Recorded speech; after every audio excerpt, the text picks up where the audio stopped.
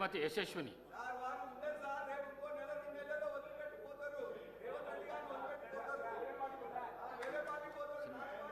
ధన్యవాదాలు అధ్యక్ష. వాళ్ళు మాట్లాడుతూ పదే పదే పార్టీ అంటున్నారు. మనము ఒక అంటే పార్టీతో సంబంధం లేదు అధ్యక్ష. ఇప్పుడు మర్యాద అనేది, సంస్కారం అనేది మనం పెద్దలకు ఎప్పుడైనా ఇస్తా ఉన్నామో అదే చిన్నప్పటి నుంచి కూడా నేర్చుకుంటున్నాము. మరి ఏం నేర్పియాలనుకుంటున్నారో మాకు అర్థం కావట్లేదు.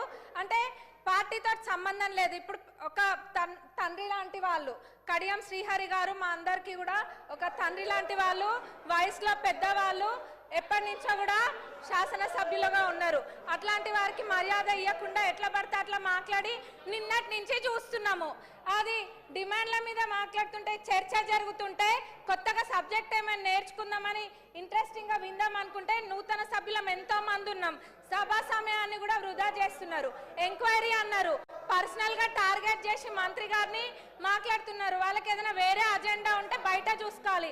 మరి ఇప్పుడు సభలో మేము నేర్చుకోవాల్సింది రాజకీయ పార్టీల గురించి చేయాలా, లేకపోతే ప్రజలకు కావాల్సిన సమస్యల గురించి మాట్లాడాలా? మరి ఇప్పుడు నూతన సభ్యులకి వీళ్ళు నేర్పించే సాంప్రదాయం ఇదేనా? దీన్నే క్యారీ ఫార్వర్డ్ చేయాలా? ఎంక్వైరీ చేస్తానని మా ముఖ్యమంత్రి గారు నిన్ననే చెప్పిండ్రు. అంటే వాళ్ళ ఉద్దేశం ఏంది? ఎంక్వైరీ చెయ్యాలనా చెయ్యొద్దనా? అంటే మేము చెయ్యరేమో అని అనుకొని అంటే వీళ్ళు చేస్తుండని కడుపు మంటనా? వాళ్ళకి ఏం అర్థం కావట్లే అధ్యక్ష.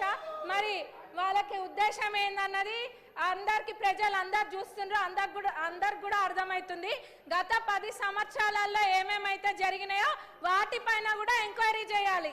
ఎందుకంటే ప్రజల సొమ్మును లూటీ చేసింది ఎవరు అన్నది అందరికీ తెలియాలి. ప్రజలందరూ కూడా కోరుకుంటున్నారు. మరి దౌర్జన్య పాలన వాళ్ళదైతే ప్రజాపాలన ఈ ప్రభుత్వం చేస్తుంది. అంత ఫెయిర్గా నిన్న మా ముఖ్యమంత్రి గారు చెప్పిండ్రు ఎంక్వైరీ చేస్తాని.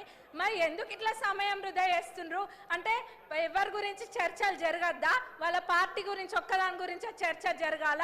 వాళ్ళు గెలవలేదన్న ఫ్రస్ట్రేషన్లో వాళ్ళు ఉంటే ఇంకా వేరే ఎవరు ఏం మాట్లాడద్దా? బీజేపీ వాళ్ళు మాట్లాడద్దా? ఎంఐఎం వాళ్ళు మాట్లాడద్దా? సిపిఐ వాళ్ళు మాట్లాడద్దా?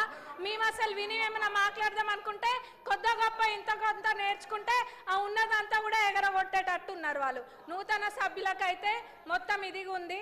మరి వీళ్ళు ఇట్లా సభా సమయాన్ని వృధా చేయడం అస్సలు బాలేదు అధ్యక్ష. మరి ఎంక్వైరీ చేస్తాన్నాక ఇది చేయడము చిన్నపిల్లల ఆట లెక్క ఉంది. ఇదంతా కూడా ప్రజలు గమనిస్తున్నారు. ధన్యవాదాలు అధ్యక్ష. మీరు సభను ఆర్డర్లో పెట్టండి. డాక్టర్